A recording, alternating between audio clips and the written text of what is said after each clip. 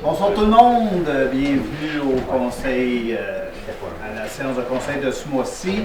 Donc, Jean-Simon Lavage, je suis le maire, je suis vraiment content de vous accueillir. C'est l'ouverture de la séance, il est 19h30. Donc, j'ai besoin de quelqu'un dans l'équipe pour proposer l'ouverture de la séance. On a deux absences motivées, Alain et Guy. Guy de dernière minute, mais il y a des problèmes de santé au niveau d'un rhume qui est en train de se transformer en probablement en bronchite ou on ne sait quoi. Puis Alain s'était motivé d'avance. Donc, voici le conseil pour ce mois-ci. Donc, qui proposait, je m'excuse? C'est moi qui propose. Anne a proposé l'adoption de l'ordre du jour. Tout le monde est d'accord avec l'ordre du jour? Oui. Super. Il est disponible tout près de la porte si jamais vous en vouliez une copie. Le point 3, c'est la période de questions qui porte essentiellement sur les points à l'ordre du jour. Je vous conseille de garder vos questions des points d'ordre du jour parce que on va les expliquer au fur et à mesure et il y a une période de questions à la fin. Vous pouvez garder vos questions pour ces points-là à la fin si jamais on n'a pas répondu, mais s'il y a quelqu'un qui a envie de poser des questions tout de suite parce qu'il veut avoir la réponse et il veut quitter, je vous invite à la poser. Sans ça, comme je vous disais, je vous conseille d'attendre les points. Est-ce que quelqu'un a une question? Super, merci beaucoup. Chaque membre du conseil a reçu une copie du procès verbal de la dernière séance. Donc, j'ai besoin de quelqu'un pour faire la proposition s'il était conforme. Je propose. C'est proposé par Marie-Lou. Est-ce que tout le monde est d'accord avec le procès verbal de la dernière rencontre? Super, merci beaucoup. Notre point 5.1, c'est notre point statutaire de subvention aux organismes à but non lucratif. Marie-Hélène, je te laisse la parole. Oui, alors ce mois-ci, les subventions qui vont être accordées, en fait, on a un montant de 600 $ qui va être accordé à Aide chez soi des sommets. En fait, c'est du ménage à la maison pour le maintien à domicile. Donc, un montant de 600 $ pour aider les aînés dans leur ménage, ainsi qu'un montant, un don à la Fondation Tremblant qui nous en redonne beaucoup, qui redonne beaucoup à la communauté, mais qui redonne beaucoup à nous ici, à nos jeunes. Et voilà. Alors, c'est les subventions de ce mois-ci, monsieur le maire. Tout le monde est d'accord avec ça? Oui. Merci. 5.2, Mathieu, le dépôt de la liste des personnes engagées? Oui, en fait, le dépôt, monsieur le maire, c'était un animateur du local des ados qui a remplacé Nicolas cette semaine. Merci. 5.3, Daniel, proclamation de la Journée nationale de la promotion de la santé mentale positive. Oui, considérant que le 31 mars 2022, les élus de l'Assemblée nationale sont prononcés à l'unanimité en faveur de la reconnaissance du 13 mars comme Journée nationale de la promotion de la santé mentale positive, considérant que le Mouvement de santé mentale Québec et ses organisations membres lancent en cette journée la campagne annuelle de promotion de la santé mentale sous le thème « Un pas, un geste, un mouvement, ensemble pour une bonne santé mentale ». Considérant que le cadre de cette campagne, de nombreux outils favorisant le renforcement de la santé mentale de la population sont offerts tout au long de l'année. Considérant que la promotion de la santé mentale, c'est positif, vise à accroître et à maintenir le bien-être individuel et collectif de la population et à favoriser la résilience. Considérant qu'il a été démontré que les municipalités jouent un rôle de premier plan pour favoriser la santé mentale positive de leurs concitoyennes et concitoyens, je propose de proclamer la Journée nationale de la promotion de la santé mentale positive et d'inviter les citoyens et citoyennes, ainsi que toutes les organisations et institutions de la municipalité à faire connaître les outils de la campagne annuelle de promotion de la santé mentale sous le thème « Un pas, un geste, un mouvement, ensemble pour une bonne santé mentale ». Tout le monde est d'accord? Oui. Merci. 5.4, Marie-Lou, un avis de motion. Un avis de motion. Oui, fait que j'aimerais donner un avis de motion pour que dans une séance subséquente, là, on fasse l'adoption d'un règlement 309-1-2026, amendant le règlement 309-2024 sur le contrôle et suivi budgétaire afin de modifier la délégation du pouvoir de dépenser et procéder au dépôt du règlement 309-1-2026.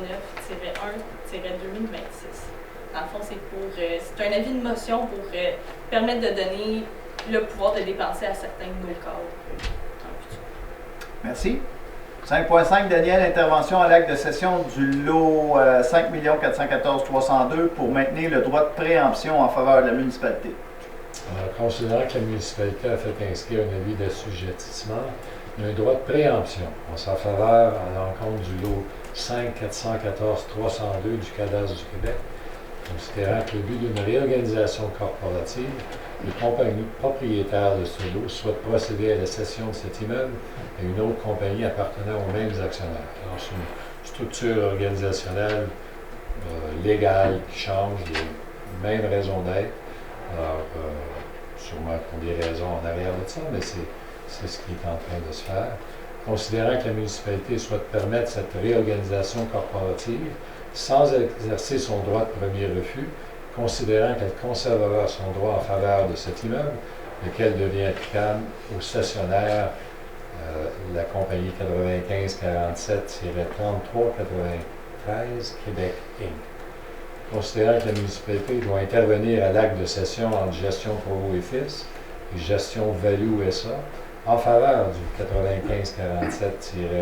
9547-3393 Québec Inc. afin de confirmer l'assujettissement d'un droit de préemption sur le lot 5 414 302 du cadastre du Québec en faveur de la municipalité. Je propose d'autoriser le maire et le directeur général à signer l'intervention contenue à l'acte de cession à intervenir en Gestion Provost et Fils et Gestion Value SA en faveur du 9547-3393 Québec Inc. relativement au numéro 5 414 302, dont copie est jointe au présent pour en faire partie intégrante. De conserver le droit de préemption, qui est la pièce maîtresse de cette entente, inscrit sur le lot 5 414 302 en sa faveur à l'encontre du cessionnaire 95 47 33 93 Québec Inc. C'est le terrain de l'ancienne église de Mont-Blanc, de la Carré. On avait mis un droit de préemption dessus. Il y a quelqu'un qui l'a acheté. On a décidé de ne pas prendre notre droit de préemption puis de l'acquérir. Puis là, ben, cette entreprise-là a une entreprise sœur. Ils veulent s'échanger les droits. Mais nous, il fallait intervenir entre les deux pour dire, ben là, s'il y a une vente, on veut avoir le droit de premier refus, mais comme il n'y avait pas vraiment de vente, on a dit, OK, c'est bon, on vous laisse faire, mais on garde notre droit de préemption si jamais la nouvelle entreprise décide de le mettre à l'heure. Technicalité. Est-ce que tout le monde est d'accord avec ça? Oui. Merci beaucoup, Daniel. Marie-Hélène, 5.6, appui au rétablissement de financement de transport collectif, programme d'aide au développement du transport. Oui, alors le gouvernement du Québec procède à des compressions budgétaires via plusieurs programmes. Il fait le tour de ces programmes et il a fait des compressions dans le programme d'aide au développement du transport collectif qui, pour nous, en fait, il est question surtout du transport collectif, l'intermunicipal qui fait de Saint-Jérôme à Tremblant. Et en fait, on souhaite soutenir, dans le fond, plutôt dénoncer ces coupures-là, alors d'envoyer une résolution au gouvernement du Québec à l'effet que ça a beaucoup d'impact de couper sur le budget du transport collectif. Ça aurait un impact important aussi sur notre quote-part à la MRC. Alors, et ça a des effets vraiment, le transport collectif, on le sait que c'est structurant, que c'est nécessaire et qu'on doit au contraire bonifier et améliorer le transport collectif plutôt que de le restreindre. Alors, on veut demander au gouvernement du Québec de reculer sur ces compressions-là. Tout le monde est d'accord avec la proposition d'appui? Absolument. Ouais. Merci. 5.8, Marie-Hélène, c'est un avis de motion. Oui. Alors, c'est un avis de motion qu'au prochain point, je vais vous présenter. C'est un règlement. Donc, je vous annonce que je vais vous présenter pour adoption plus tard le règlement sur le code d'éthique et de déontologie du conseil municipal. Et donc, 5.9, présentation du projet de règlement. Alors, je vous en fais les grandes lignes. Mais je trouve quand même important qu'on sache que, principalement suite à... On a dans notre tête que La commission Charbonneau, il y a plusieurs années, a joué quand même beaucoup dans notre perception quant à l'éthique et la déontologie des élus. Et par la suite, le gouvernement du Québec a fait des changements pour nous obliger à avoir un code d'éthique et de déontologie et qu'on doit se revoter. On doit se redoter à chaque conseil. Donc, c'est quelque chose qu'on doit faire à chaque 4 ans, se redoter d'un code d'éthique et de déontologie.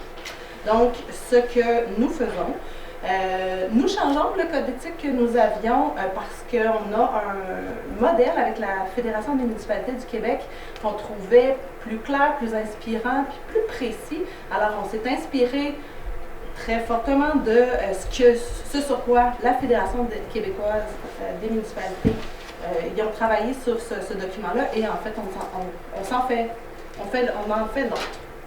Je vous donne les grandes lignes il est question de quoi dans ça? En fait, d'abord, il y a les grandes valeurs, les valeurs du Conseil qui sont nous devons avoir ces valeurs-là lorsqu'on prend nos décisions puis qu'on fait notre travail, des valeurs d'honnêteté, de rigueur et de justice. Avoir l'intérêt public en tête et l'importance autour, évidemment, de la loyauté envers la municipalité. On balise dans ce code d'éthique-là la façon dont on communique entre nous, la façon dont on communique avec l'administration et la façon dont on communique avec vous.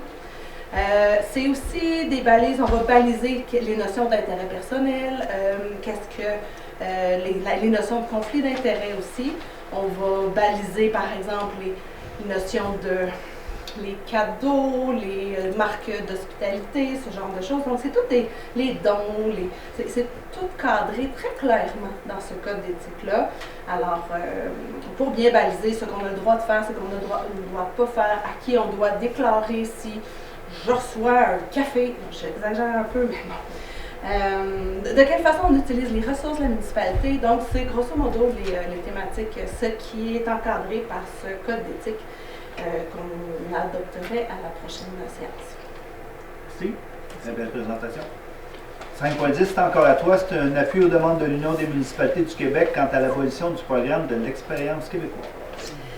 Cette fois-ci, c'est le gouvernement du Canada qui a rebrassé, en fait, qui regarde Poste Canada, qui a voulu faire des compressions, et qui a eu le goût d'aller jouer dans les frais pour les prêts entre bibliothèques. Je suis pas là. Non, c'est On n'est pas là. Trop vite! On l'enlève. C'est pas celle-là. Petit cœur bleu, ça. C'est le petit cœur bleu, celle-là. Ah, je te l'expérience québécoise. C'était bien parti. Je suis rouge. Je te le confirme.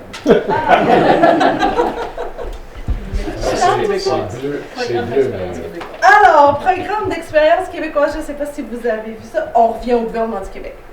Alors, le gouvernement du Québec ça a fait les manchettes quand même pas mal, veut abolir son programme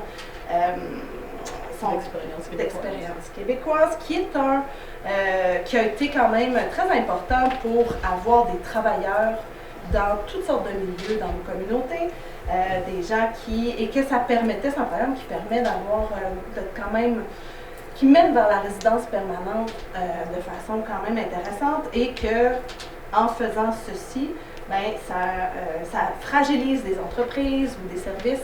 Alors, ce que l'Union des municipalités du Québec a lancé un mouvement pour soutenir nos entreprises, soutenir les différents services, pour dénoncer ces coupures-là.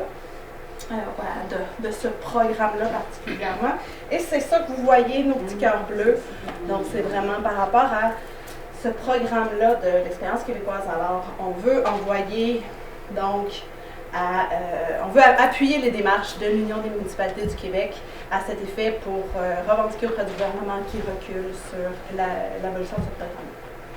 Tout le monde est d'accord? Oui. Tout à fait. Merci. Pour trouver mes couleurs. 5.11, je te donne une pause. Marie-Lou, adoption d'un plan d'action de démarche stratégique pour un développement économique durable. Oui, considérant que la municipalité veut un développement durable dans la municipalité, considérant que la Corporation de développement économique propose une démarche structurée, progressive et abordable avec la municipalité, considérant que cette approche vise à valider le potentiel économique du périmètre urbain, à favoriser l'implantation des entreprises et d'initiatives grâce à un plan d'action concret et réaliste aligné sur les orientations municipales, considérant que la municipalité bénéficie d'opportunités liées au développement de son parc commercial, considérant que la municipalité s'engage à la révision de son plan d'urbanisme, considérant qu'il devient essentiel d'établir une vision globale des usages commerciaux sur le territoire afin d'en faciliter la mise en valeur et d'assurer une implantation durable et cohérente. Je propose d'adopter le plan d'action proposé par la Corporation de développement économique et de créer, dans le fond, comme un sous-comité composé de représentants municipaux, lequel auront pour mandat d'assurer le suivi de la mise en œuvre du plan d'action et de formuler toutes les recommandations jugées pertinentes. Donc, dans le fond, on va faire des recommandations sur le développement durable dans notre municipalité. Fait que je propose de désigner Madame la conseillère Anne Letourneau et Alain Lauzon et Guy Simard pour siéger sur le comité. Tout le monde est d'accord? Oui. Ça va un peu avec, malheureusement, Sandro n'est pas avec nous aujourd'hui, là, mais il y a un comité dans le coin de Lac-Carré qui nous ont demandé de regarder à créer des pôles économiques. Dans le but de ne pas improviser, la CDE se propose de nous accompagner là-dedans. 5.2, Anne, autorisation de dépenses. Oui, donc le 5 juin 2026, il va y avoir une conférence qui va être donnée à Saint-Adolphe-d'Hour qui porte sur les municipalités, les communautés et l'environnement. Il est proposé, en fait, je propose d'autoriser, que nous autorisions M. le conseiller Daniel Picard à participer à cette conférence-là. Donc, ce serait évidemment de défrayer le 85 $ plus les taxes et suivi d'une dépense qui n'excédera pas 60 $ pour les frais de transport. Tout le monde est d'accord? Oui. Merci. À quel endroit vous avez mentionné? Saint-Adolphe. Saint-Adolphe-d'Hour. Trésorerie, Marie-Lou, approbation de la liste des déboursés. Oui. Donc, dans le fond, on a Excapro pour un total de 41 269 $. Dans le fond, c'est la libération de revenus de 5 % pour la réfection des aqueducs et égouts. On a Normec Construction pour 163 161 $ pour le déneigement, c'est le troisième versement. On a la Maison des Arts, 38 000 pour la participation financière qu'on leur octroie pour 2026. La régie intermunicipale des Trois-Lacs, ça c'est pour les vidanges, le compost, le recyclage. On a 186 973 $ pour la Côte-Port 2026, le premier versement.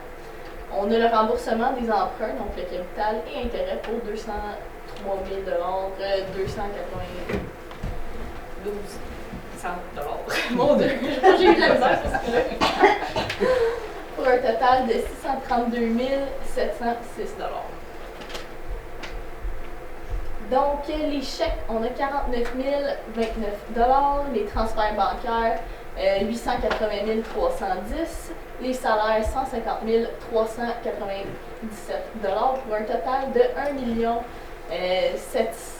79 737 $. Donc, c'est proposé par Marie-Lou d'approuver la liste des déboursés. Est-ce que tout le monde est d'accord? Oui. Merci. 6.4, Mathieu, dépôt de la liste des autorisations de dépenses. J'en fais un dépôt, M. le maire. Merci beaucoup. 8.1, travaux publics, Daniel, demande au ministère des Transports.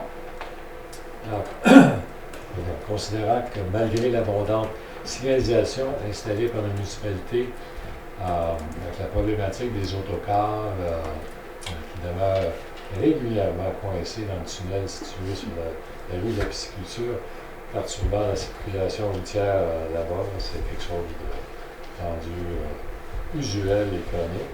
Considérant que les autocars qui doivent relousser le chemin utilisent les entrées de citoyens et endommagent celles-ci, considérant que la municipalité a reçu des demandes des citoyens constamment afin que les mesures soient mises en place pour prévenir la répétition de ces événements. Considérant que le sentier des Cimes partent plusieurs autocars sensibilisés, informent les voyagistes de la problématique, ainsi que l'itinéraire à privilégier pour quitter le site quand la situation persiste. Le tunnel constitue une infrastructure appartenant au ministère des Transports et de la mobilité durable. Chaque incident nécessite l'intervention du ministère afin de vérifier l'intégrité et la sécurité de la structure. Je propose que le ministère des Transports et de la mobilité durable prennent les mesures nécessaires afin d'améliorer la signalisation et l'affichage, les restrictions d'auteur et d'accès des autocars à l'approche du tunnel situé sur la rue de la pisciculture et d'évaluer d'autres mesures pour régler ce problème-là une fois pour toutes. Tout le monde est d'accord? Oui. Merci. 8.2, Anne, c'est une autre demande au ministère des Transports. Ben oui, c'est ça. En fait, ça concerne surtout le drainage sur la rue principale. C'est ça, je vois des gens qui sont concernés par cette problématique qui sont dans la salle. Donc, je vous annonce qu'on va faire une demande pour être capable de régler ce problème-là, en fait. Donc, on veut négocier et signer une entente avec le ministère afin de définir les responsabilités pour chacune des parties pour éventuellement faire une mesure qui va atténuer ce problème-là de drainage sur la rue principale. Fait que je sais pas si... en tout cas, je pense que ceux qui sont... Ouais, c'est quelque chose qui était un irritant perpétuel, puis... Donc, je propose de négocier, de signer et d'autoriser le maire et le directeur général à signer l'entente, à intervenir entre les parties.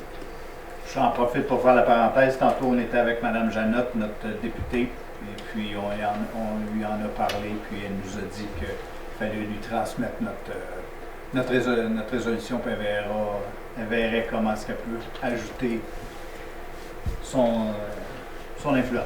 Est-ce que tout le monde est d'accord avec la résolution? Oui. Merci beaucoup. 8.3, Daniel, approbation du devis pour des travaux de remplacement de ponceau. La municipalité souhaite obtenir des soumissions pour des travaux de remplacement de ponceau pour la décharge des lacs Nantel et à Brissette, puis le chemin des Lupins. Un devis a été préparé par les services administratifs. Je propose d'approuver le devis portant le numéro 2026-79, préparé par les services administratifs municipaux, et autoriser le processus d'appel d'offres public. Tout le monde est d'accord? Oui. Merci. Je ne peux pas parler fort, c'était mon tour. Marie-Lou, 8.4, octroi d'un contrat pour l'inspection et l'entretien des abreuvoirs dans les divers bâtiments municipaux. Oui, fait qu'on a besoin, dans le fond, de quelqu'un pour faire l'inspection puis l'entretien des abreuvoirs. On a Source Omega qui a fait un offre. Dans le fond, je propose de l'accepter. C'est pour 5 ans pour un coût annuel de 1 429 plus taxes. Donc, avec taxes, 8 214 Tout le monde est d'accord? Oui. Ouais. Merci. Marie-Hélène, 8.5, signature d'une lettre d'entente concernant un poste temporaire. Oui, alors je propose d'autoriser le maire et le directeur général à signer une lettre d'entente pour un poste temporaire saisonnier qui vient en appui aux travaux publics. Donc, c'est pour l'été, hein, ceux-là. Ouais. Oui. Donc, c'est. Puis, on propose que vous puissiez signer cette entente. Tout le monde est d'accord? Oui. Ouais. 8.6, Marie-Lou, embauche. Oui, fait que dans le fond, on fait l'embauche de 2 postes temporaires pour préposer aux travaux publics pour la période estivale. Dans le fond, on ferait l'embauche de Nathan Racine et de Mathis Telfer. Ils étaient là l'année dernière, puis apparemment, ils ont fait une super belle job. Fait que selon la recommandation de Martin Letarte, je propose de faire l'embauche de ces 2 jeunes hommes. Tout le monde est d'accord? Oui. Ouais. Donc, on a la lettre d'entente avec le syndicat pour les postes temporaires et l'embauche un derrière l'autre. C'est approuvé. Merci beaucoup. Marie-Lou, avis de motion, dépôt de projet de règlement. Oui, fait que avis de motion, dans le fond, pour l'emprunt un mini chargeur sur roue. C'est un emprunt de 200 000 donc, c'est un avis de motion qui va être présenté dans une séance subséquente pour l'adoption du règlement 327-2026 décrétant l'acquisition d'un mini-chargeur sur roue et autorisant un emprunt de 200 000 et procède au dépôt du projet de règlement 327-2026. Merci. 8.8, Daniel, autorisation de vendre certaines choses. Oui, alors on a trois véhicules, des véhicules qui viennent, qui sont un peu à la fin de leur jour, alors considérablement. Alors on s'en départit, alors il y a une une Chevrolet, c'est-à-dire il y a un Inter, un camion 10 roues, Inter 70S 2012. La 2012, exact. C'est seulement la camionnette de marque Chevrolet Colorado 2016, une camionnette de marque Ford F-150 2014. Ils sont arrivés à la fin de leur jour. Alors, je propose de trouver le directeur des travaux publics, des services techniques à procéder à la vente, de l'Inter de 10 roues, portant le numéro 1 HTGSS JT9 CJ67 3691 au prix de 17 279,95 pour les taxes. Le Chevrolet Colorado 2016,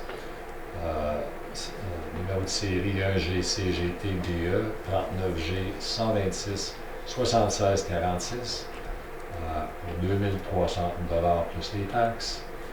Et le dernier véhicule, la camionnette Ford 2014, numéro de série 1FTW1EF 3EFB 03719 pour une valeur de 1777,77 plus les taxes. Tout le monde est d'accord? Oui, oui. Merci. 8.9, Anne, l'approbation d'un devis. Oui, c'est encore une amélioration de drainage. Cette fois-ci, c'est sur le chemin Tour du Lac. Pour vous situer un peu, c'est entre le haut de la côte de Tour du Lac jusqu'au la rue du Moulin. Et puis, c'est ça, donc la municipalité souhaite obtenir des soumissions pour les travaux d'amélioration du drainage et on préparé un devis à cet effet. Donc, je propose d'approuver le devis portant le numéro 2026-80 préparé par le service administratif et d'autoriser le processus d'appel d'offres public. Tout le monde est d'accord? Ouais. 8.10, Anne, mandat.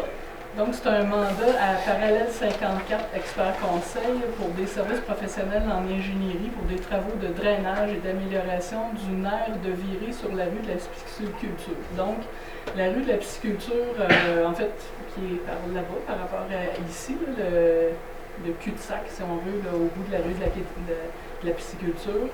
On a besoin d'aménager une aire, une virée en fait pour les camions, puis en même temps, on doit améliorer le drainage là, dans ce secteur-là aussi.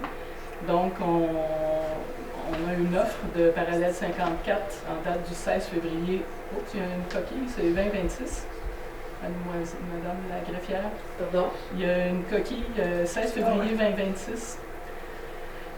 L'offre de Parallèle 54 Expert Conseil. Donc, je propose d'octroyer à Parallèle 54 Expert Conseil un contrat pour des services professionnels pour un montant de 19 650 plus taxes pour un total de 22 592,59 selon l'offre de service et d'autoriser le maire et le directeur général à signer le contrat à intervenir entre les parties. Tout le monde est d'accord? 8.11, Daniel, modification à un contrat. Alors, c'est de payer un contrat en Parallèle 54 Expert Conseil qui date de 22 avril 2025 par la résolution 129-72-04 25 pour les services professionnels pour la réfection d'une partie de la rue principale et le remplacement de ponceau, rue principale et chemin des Lacs. Alors, l'offre de service de Parallèle 54 Expert Conseil doit être mise à jour pour prendre en considération là, ces nouveaux considérations de prix ou de coût. L'article 20 du règlement sur la gestion contractuelle, le directeur général, après avoir étudié cette demande, recommande au Conseil d'accepter la modification au contrat. Alors, je propose la modification du contrat octroyé à Parallèle 54 Expert Conseil d'un montant de 4 450 plus les taxes à l'offre de service relative aux travaux de réfection d'un ponceau sur le chemin des Lacs. Tout le monde est d'accord? Oui. Comité consultatif d'urbanisme. Anne, le point 9.1, c'est un PIA. C'est ça. Donc, c'est un PIA dans le domaine du golfe Royal Laurentien.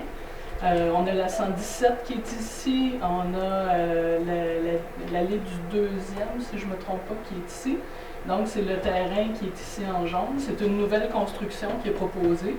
Ça, c'est le type de construction qui répond à tous les critères, dans le fond, du PIA, selon ce qui a été discuté lors du dernier comité consultatif en urbanisme.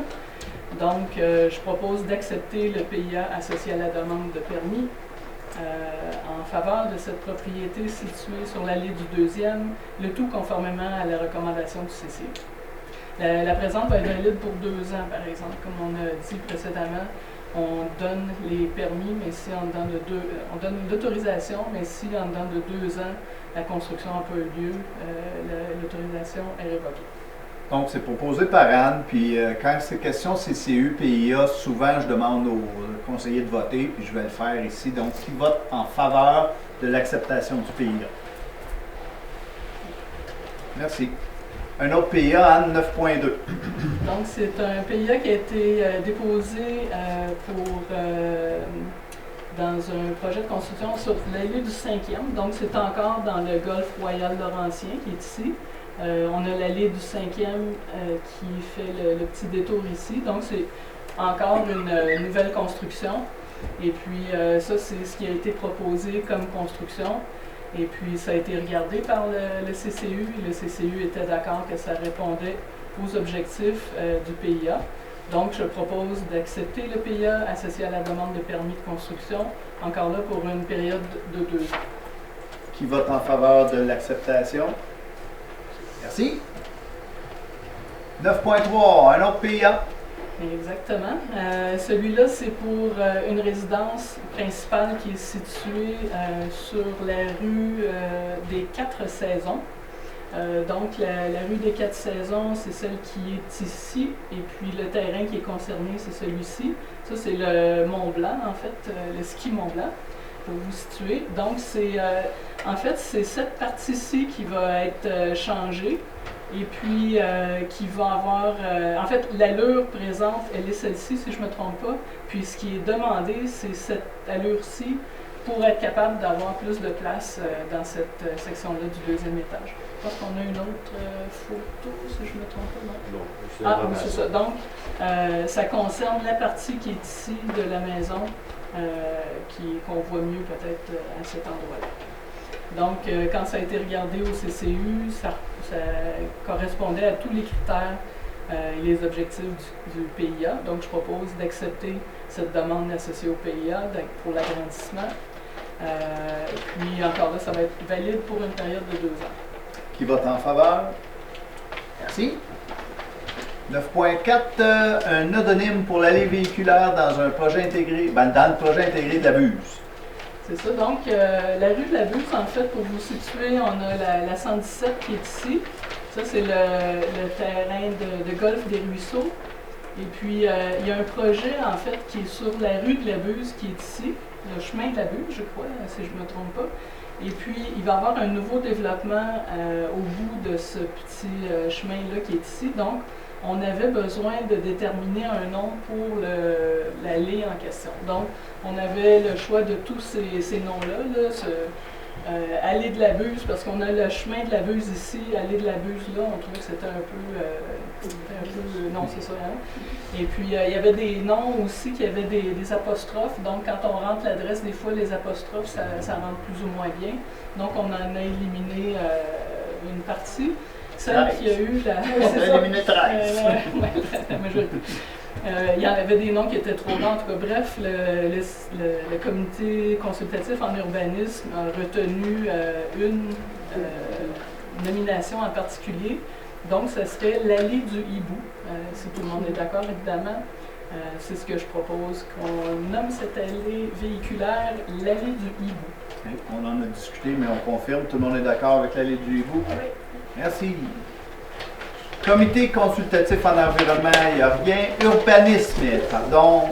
Par contre, 11.1, Anne, c'est l'adoption du règlement 324-2025. Exactement. Donc, on en avait déjà parlé. C'est le 2e projet de règlement là-dessus. C'était pour s'assurer que les gens entretiennent bien leur propriété et qu'il n'y ait pas de propriété qui soit mise à l'abandon, en fait. Donc, c'est une espèce d'incitatif, si on veut, par terme de règlement, pour que les gens puissent mieux entretenir leur maison, même quand ils ne l'occupent pas. Il y a eu des changements par rapport au dernier projet de règlement. Il y a eu des modifications mineures là, de terminologie. Je ne sais pas si on les a, les modifications. Non, okay. Donc, il y a eu des modifications mineures de terminologie. Il y a eu la définition d'un bâtiment patrimonial qui a été modifié pour immeuble patrimonial. Il y a eu l'ajout d'un paragraphe aussi pour certaines exceptions, là, en particulier pour les bâtiments saisonniers ou d'occupation occasionnelle. On avait mis qu'il fallait qu'il se soit chauffé, par exemple, à 10 degrés là, durant l'hiver, mais il y a des chalets qui n'ont pas de chauffage, qui sont 3 saisons, donc on va permettre pour les chalets 3 saisons qu'ils ne soient pas chauffés durant l'hiver. C'est un peu une coquille qu'on s'est aperçu quand on a fait le règlement. Donc, je propose d'adopter le règlement 324-2025 sur l'occupation et l'entretien des bâtiments avec les changements qui sont mentionnés. Si je ne me trompe pas, Mathieu, corrige-moi si je me trompe, mais parce que sûr que je ne me trompe pas, c'est une exigence, on est obligé d'adopter ce type de règlement-là par rapport Oui, exactement. Merci. Donc, c'est proposé par Anne, tout le monde est d'accord avec le règlement? Oui. Merci.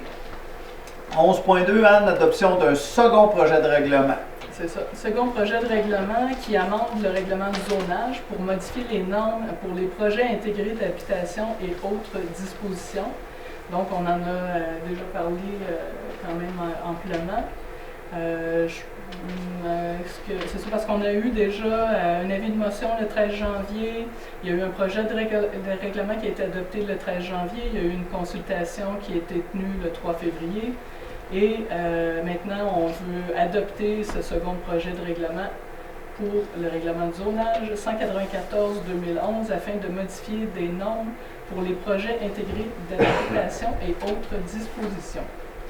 Là, on parlait de l'entretien des clôtures, les haies, les murets, ça prenait un plan à la suite de la réalisation des travaux. On avait quelque chose par rapport au semi-enfou aussi. C'est ça. Sur l'affichage pour la sensibilisation au lavage des embarcations aussi pour les établissements d'hébergement de tourisme.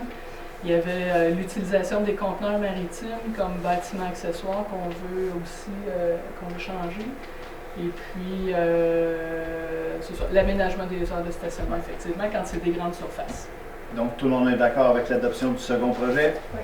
Merci. 11.3, Anne, c'est l'adoption d'un règlement. Encore un règlement. Un programme d'aide financière pour la mise aux normes des installations sanitaires. Donc, c'est le programme Écoprêt pour rendre admissibles les installations sanitaires qui sont construites avant le 12 août 1981. C'est ça. Le conseil municipal avait fait une résolution là-dessus. On souhaite rendre admissibles au programme Écoprêt les installations sanitaires qui sont construites avant 1981. Je propose qu'on adopte ce règlement pour le programme d'aide financière pour la mise aux normes des installations sanitaires, donc le programme Écoprêt, pour rendre admissibles des installations sanitaires construites avant le 12 août 1981. Tout le monde est d'accord? Oui. 11.4, Marie-Hélène, c'est une signature d'une lettre d'entente. Oui, vous avez peut-être vu passer ça. C'est en ce moment affiché ou pas mal sur la fin. Nous avons reçu une subvention en fait pour embaucher quelqu'un qui va pouvoir travailler au niveau comme conseiller en matière résiduelle. Et c'est une ressource qui va être partagée entre Lac Supérieur et nous. Donc, c'est la lettre d'entente à cet effet. Ce qu'on souhaite, c'est d'avoir quelqu'un à temps plein, c'est un poste à temps plein pour les 3 prochaines années. Voilà. Tout le monde est d'accord? Oui. Merci. Anne, 11.5, un protocole d'entente. Oui, il y avait déjà un protocole d'entente, en fait, qui était fait pour ce projet-là. En fait, c'est le projet qui est ici. Pour vous situer, ça, c'est la route 117. Ça, c'est le... Comment ça s'appelle? Le chemin des Lacs. Chemin des Lacs. On a ici une partie du stationnement là, du Mont-Blanc. Ce projet-là, on avait déjà signé. En fait, on avait. Il n'était pas signé. Il n'était pas signé. On avait fait un protocole d'entente, mais c'était expiré. Donc, On avait une résolution qui était la 13-117-09-2025, donc c'était donc on l'avait émise en septembre 2025. Le projet n'a pas eu lieu encore, donc on veut faire la signature d'un nouveau protocole d'entente, en fait, et puis abroger la résolution précédente. Donc, c'est ça.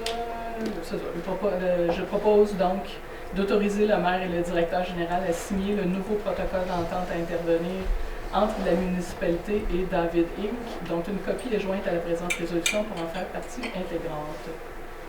Encore là, si le requérant n'a pas signé le protocole d'entente dans un délai de 6 mois à compter de l'adoption de la présente résolution, celle-ci deviendrait nulle et caduque, tel que prévu à l'article 2022 du règlement 246-2016 relative aux travaux municipaux et d'infrastructures.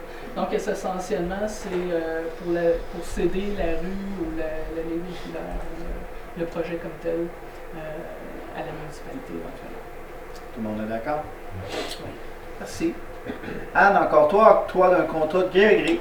Oui, c'est pour l'acquisition d'un véhicule pour le service de l'urbanisme et de l'environnement. C'est ça, on voulait, bien évidemment, vous avez vu qu'on avait plusieurs véhicules dont on veut se départir, donc ça prend des véhicules de remplacement. Donc, on veut faire un contrat pour l'acquisition d'une camionnette pour le service de l'urbanisme et de l'environnement.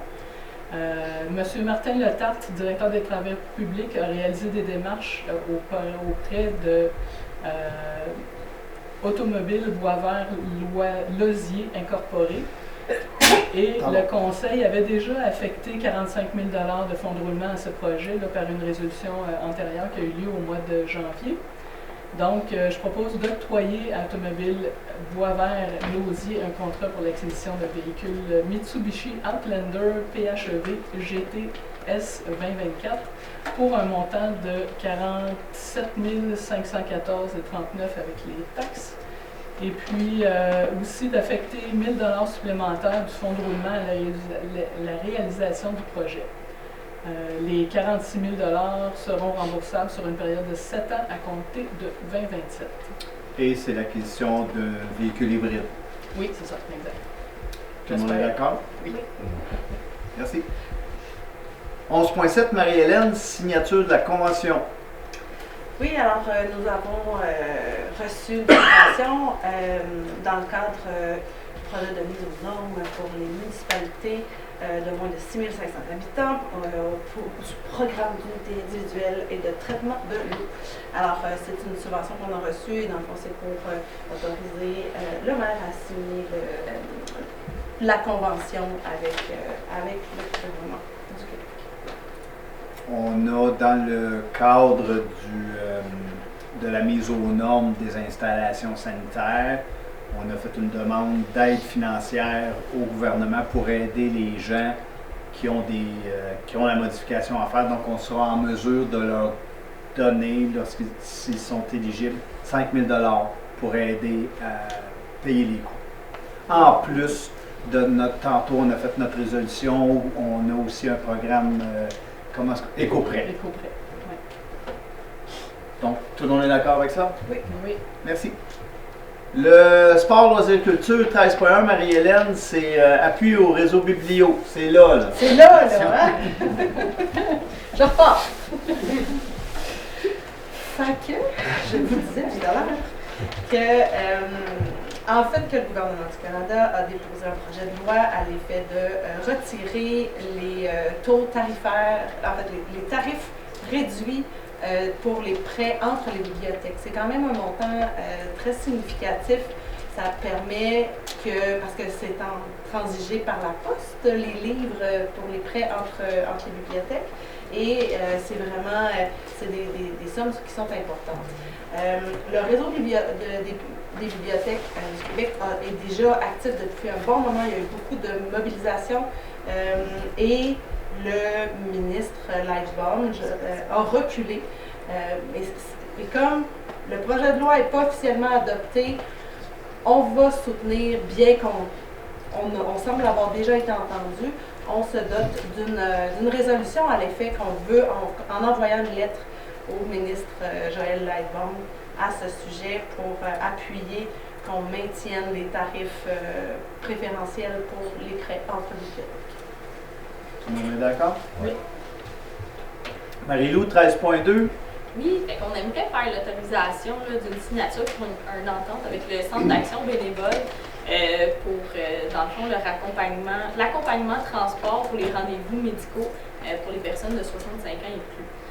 Donc, on aimerait que Christian Lecomte signe l'entente. On aimerait l'autoriser pour signer. Dans le fond, ça serait un remboursement des frais de 50% pour l'accompagnement, pour les rendez-vous médicaux pour les gens de 65 ans.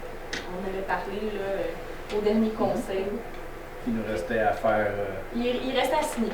Puis les distances. Oui, les distances. Donc, ça va être de Rivière-Rouge à Montréal. Donc, je me propose. Tout le monde est d'accord? Oui. Merci. On est rendu au point 14, c'est le tour de table des membres du conseil. Donc, on y va rondement. Anne. Oui, donc je voulais juste vous dire ce qui a été discuté au dernier comité consultatif en environnement. Il y a eu un plan d'action qui a été fait, qui était un suivi de la présentation de la politique environnementale et mesures d'éco-fiscalité qui a été présenté aux élus. Il va y avoir d'autres choses qui vont suivre par rapport à ça. On a besoin d'avoir des discussions là-dessus au niveau du conseil. Le projet de distribution d'arbres, en fait, on a suggéré au conseil que les arbres cette année arbustes pourraient être distribués en priorité aux gens qui sont des riverains de lacs pour encourager le reboisement des bandes riveraines. Il va peut-être avoir aussi des plantes herbacées qui vont, selon la disponibilité cette année. Il va y avoir aussi un reboisement qui va avoir lieu à l'Hôtel de Ville. Je ne sais pas si vous avez déjà remarqué, mais on était à l'Hôtel de Ville, on n'est pas on est un peu un îlot de chaleur, un peu beaucoup un îlot de chaleur, donc on va essayer de remédier à ça en proposant de reboiser l'Hôtel de Ville. C'est ça, il va y avoir un inventaire des plantes aquatiques au lac Carré pour essayer de faire des plans d'aménagement, pas d'aménagement, mais je dirais, de contrôle du myriaphile éventuellement. Il va y avoir, c'est ça, la salinité. Je recommence. Il y a eu des tests de salinité qui ont été effectués sur le lac Carré pour déterminer les impacts du sel de déclassage ou de l'épandage qui est fait sur la rue du Moulin. Donc, on va avoir un suivi qui va être fait par rapport à ça. Il va y avoir des inventaires de suivi de coliformes au lac Carré. Donc, il y a eu des inventaires de coliformes qui ont été faits en 2025. On propose de continuer ces inventaires-là pour 2026. Ensuite, c'est ça, il va y avoir un souper des bénévoles le 19 mars pour ceux qui, les nouveaux, ah oui c'est vrai, on a aussi accueilli des nouveaux membres au CCE. Ah donc, M. Étier qui est ici, est un nouveau membre au CCE, bienvenue. Merci de participer. Et puis, ça fait le tour de ce qui a été discuté au CCE. Merci. Marie-Lou. Moi, je voulais juste vous mentionner que ce dimanche, le 8 mars, c'est la journée des droits des femmes. Puis je voulais aussi vous inviter à une soirée de jeux de société ce jeudi à 18h au Chalet de la Mairie. Ça va être une fun. Merci. Daniel? Oui, pour moi, c'est ça. Merci. Marie-Hélène? Le 21 février dernier avait lieu la journée Plaisir d'hiver, qui est une journée d'activité où on est en collaboration avec la municipalité de Lac-Supérieur. Et vraiment, ça a été, cette année, ça se passait chez nous.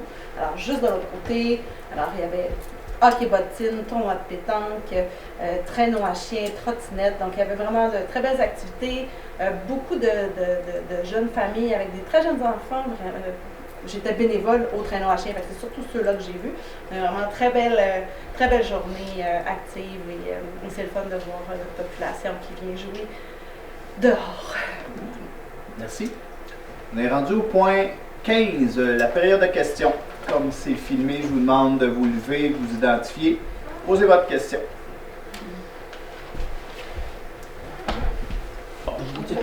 Bon. Félicitations là, pour l'achat de votre camionnette branchable électrique. Je me demandais, Monsieur Etier, Merci. je me demandais si vous aviez prévu une borne de recharge pour ce véhicule-là ou si vous en aviez déjà une dans votre possession. Ben, on est dans une démarche pour les bornes, d'installation dans les bornes. Fait que oui. Ils sont en train d'être installés. Je pense qu'il y en a déjà 4 qui ont été installés au parc à la gare. Il y en a 2 qui vont être installés aussi à la bibliothèque. Puis il y en a 2 ici, là, juste à l'arrière. Il y avait déjà des petites pancartes là, qui vont être Moi, installées. c'est des petites 120 volts. Là, c'est Ouais. pour, Non, c'est ça, c'est des niveaux 2 là, qui vont être installés. Par contre, c'est pas la haute. Niveau 3, là, dans le fond, c'est des bornes rapides. C'est pas celle-là, c'est un niveau 2.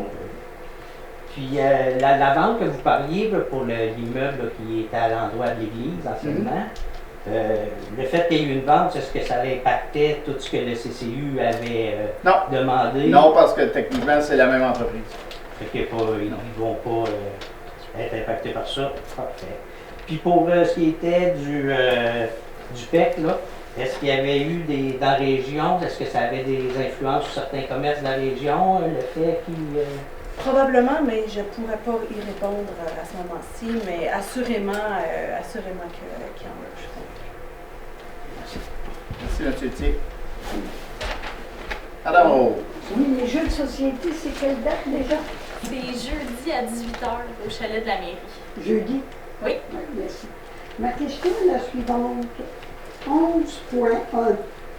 Adoption du règlement 324-2025, donc sur l'entretien. Ça, c'est municipal. oui, Et toutes les municipalités du Québec. doivent adopter un règlement pour le maintien des bâtiments. C'est la loi sur le patrimoine culturel et autres dispositions législatives qui est entrée en vigueur là, le 1er avril 2021. Donc, on devait absolument faire un règlement avant le 1er avril 2026. Et si la municipalité en question, qui n'est pas vous autres, parce que vous savez que moi, j'ai déjà vécu ailleurs, et j'ai laissé ma marque ailleurs aussi dans mes interventions, et quel est le laps de temps entre le moment où il y a, je parle par exemple avec cette municipalité-là, et qu'il y ait action? Moi, vous savez que je ne suis pas capable de répondre à ça. Je vais demander à l'administration s'ils ont la réponse. Vous dites qu'il y a action pour obliger Oui. Parce que c'est prévu dans chacun des règlements. Exactement, je ne sais pas, mais il y a plusieurs étapes quand même. Il faut aviser, il faut inspecter, il faut valider les travaux. Mais c'est prévu au règlement. Le délai, honnêtement, je ne le connais pas. Okay. Mais comme vous dites, plusieurs étapes. Ben, c'est sûr qu'on n'arrive pas du jour au lendemain et dire ben, vous devez refaire votre toiture. On va sensibiliser les gens, les accompagner là-dedans aussi. Là. On s'entend que c'est nouveau, hein, fait que on ne veut pas non plus arriver avec une massue. Puis, Et ce que j'ai bien compris aussi, il doit y avoir un minimum de niveau de chaleur. En fait, On avait, seulement au départ, on voulait ça. Puis là, ben, on a décidé qu'il y avait des... Tu sais, on a réfléchi puis on a constaté qu'on avait des immeubles, pas des immeubles, je m'excuse, des bâtiments qui n'étaient pas occupés 4 saisons. Donc, on pouvait, puis qui étaient faits pour ne pas avoir à être chauffés. Ils sont hivernisés. Donc, on n'oblige pas ces gens-là à chauffer. C'est ça. Donc, parce que la question du 10 degrés Celsius, c'était pour éviter que les tuyaux gèlent, en fait. Parce que si le tuyau gèle pendant qu'il n'y a personne dans la bâtisse, quand ça dégèle, ça peut créer une fuite d'eau potable. Donc, c'était pour éviter les fuites d'eau potable, en fait. Mais on s'est aperçu qu'il y a des gens, des chalets, qui font fermer l'eau à l'automne à leur chalet. Donc, pour ce type d'habitation-là, c'est pour ça qu'on a changé le règlement là, pour permettre qu'il n'y ait pas un minimum de chauffage si c'est un chalet qui est 3 saisons, par exemple. Merci. Bienvenue. Monsieur Tourigny, les travaux publics, vous avez des projets de réfection des routes, des drainages, de ponceaux. Y a-t-il des subventions qui viennent avec? Oh, ça c'est une bonne question. Non, nous autres, là, ça, c'est avec nos fonds à nous. Hein. Ben, annuellement, on reçoit quand même deux subventions là, qui s'appellent PPA, CE et ES, qui sont des discrétionnaires un peu là, de la députée. C'est à peu près 50 000. Fait que c'est déjà ces montants-là.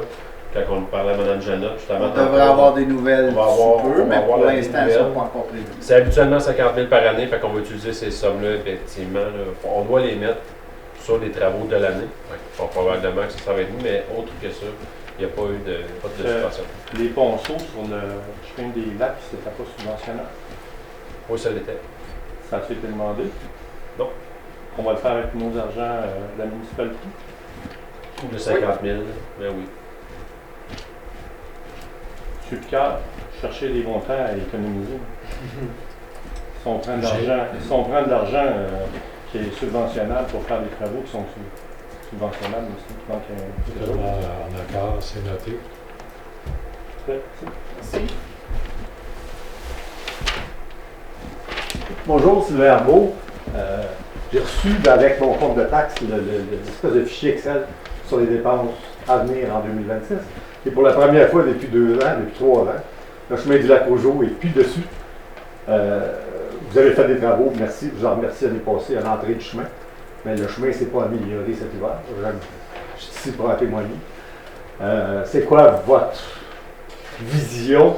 C'est un peu un gros mot pour ça, mais qu'est-ce qui arrive avec le chemin du lac Rougeau à court et à moyen terme? À court terme, c'est que la subvention ne nous a pas été accordée. Ouais. À court terme, avec les argents qu'on avait, étant donné qu'on avait déjà mis de l'argent sur le chemin du lac Rougeau, on a décidé de les mettre ailleurs. À moyen terme, je ne sais pas. Ça veut dire que vous n'avez pas. Est-ce que vous allez refaire une demande au provincial l'année prochaine? On a parlé avec Mme Jeannot tantôt de ce programme d'aide financière-là. On lui a demandé d'avoir des éclaircissements parce que ça fait 3 ans qu'on prépare des documents puis qu'on se fait dire non parce que on a respecté la procédure, mais finalement la procédure, ils n'en tiennent pas compte. Fait qu'on est un petit peu tanné de faire des travaux à l'administration pour se faire dire qu'après ça, ces démarches-là ne sont pas importantes. On va attendre d'avoir les éclaircissements, à savoir comment est-ce qu'ils vont faire pour sélectionner la priorisation de nos tronçons, puis après ça, on va prioriser. Parce que le chemin, il est vraiment pas beau. Là. Il y en a d'autres chemins aussi, monsieur, qui sont pas beaux dans la municipalité, là. Fait qu'on va évaluer. Merci. Bienvenue. J'avais juste une précision, en fait, concernant le drainage là, sur la rue principale. On veut que ce soit le ministère des Transports là, qui paye pour les travaux, en fait. Donc, cette amélioration-là du drainage, ce ne serait pas la municipalité, puisque ce n'est pas un chemin municipal. Donc, ça, ce serait plutôt une subvention. Donc, on aurait pas ça. Merci. Oui. J'ai une clarification. D'abord, mon nom c'est Christine Pisapia. Une clarification puis une couple de questions. Alors, la clarification, c'est sur le point 11.2. J'ai cru entendre parler de la possibilité de mettre des pancartes sur les besoins de les embarcations, sur les résidences touristiques. Est-ce que j'ai bien compris? Exactement. Donc, c'est ça, c'est un affichage de sensibilisation au lavage des embarcations là, qui aurait lieu pour les établissements d'hébergement touristique qui sont situés en bord d'un lac. Donc, est-ce que ça va être sur chacune des propriétés qui font de la location? Sur chacune des propriétés. Ils vont les mettre à côté des quais pour sensibiliser les gens? Exact. Wow, on parle justement de ça, super. Okay. Ce seraient les résidences qui sont autorisées. Autorisées, oui. Ah oui, exactement. Oui. Les autres, on ne les sait pas. On ne les connaît pas. Ben, en parlant de ça, il y en a une qui est sur le chemin de la Sud.